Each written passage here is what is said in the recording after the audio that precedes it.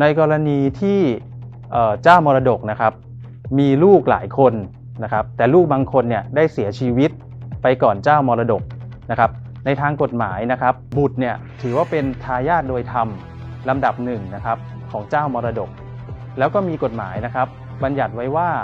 หากทายาทนะครับหรือบุตรเนี่ยเสียชีวิตหรือถึงแก่ความตายเนี่ยไปก่อนที่เจ้ามรดกจะถึงแก่ความตายหากนะครับบุตรท่านนั้นเนี่ยมีผู้สืบสันดานนะครับหรือเรียกง่ายๆว่ามีลูกมีหลานมีเหลนนะครับสามารถรับมรดกแทนที่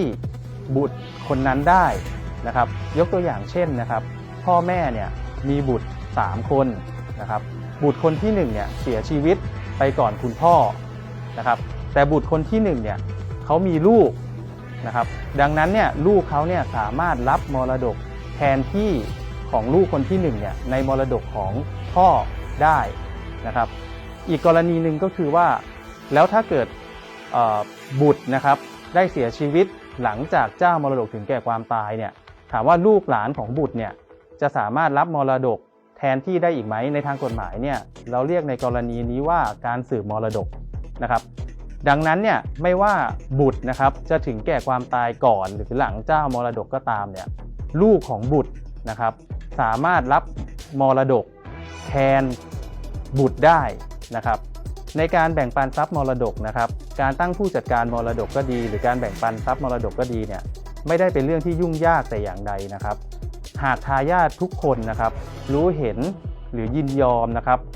หรือสนับสนุนใครเนี่ยให้เป็นผู้จัดการมรดกเนี่ยในกรณีเช่นนี้เนี่ยเราจะใช้เวลาไม่นานมากนะครับในการยื่นคำร้องขอให้ศาลมีคำสั่งแต่งตั้งผู้จัดการมรดกในกรณีนะครับที่มีความจำเป็นนะครับหรือมีเหตุขัดข้องที่จะต้องจัดการมรดกนะครับซึ่งเราจะต้องกระทำผ่านผู้จัดการมรดกซึ่งแต่งตั้งโดยศาลนะครับในกรณีที่ประชาชนนะครับไม่มีเงินในการจ้างทนายนะครับสำนักงานอัยการคุ้มครองสิทธิ์นะครับและช่วยเหลือทางกฎหมายและการบังคับคดีของจังหวัดทุกจังหวัดนะครับสามารถนะครับให้บริการในการจัดตั้งผู้จัดการมรดกได้โดยประชาชนเนี่ยสามารถเดินนะครับเข้าไปหาที่สำนักงานอัยการคุ้มครองสิทธิ์ได้ทุกจังหวัดนะครับ